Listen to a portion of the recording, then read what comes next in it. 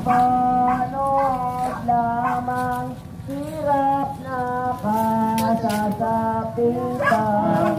Bilog ang parito na talinghaga ni Kristo, sukat isipin pepe. Minumang may buling tao ang palaman ay ganito. Ikasiyam na istasyon, ang ikatlong pagkadapa ni Jesus.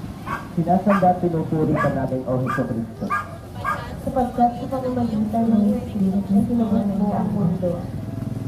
Pagbasa mula sa aklat ng mga panasay. At mabuti sa isang tao na sila'y matutong magsaga mula sa kanyang kabataan. Kung siya'y palasakin ng kahirapan, matahimik siyang magtiis at maghintay. Sige mapagtumbaba sa harapan ng Panginoon at huwag mawalan ng pag-asa.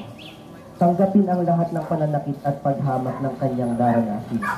Mahabagin ang Panginoon at hindi niya tayo tatakwil habang panahon. Ang salita ng Diyos. Salamat sa Diyos.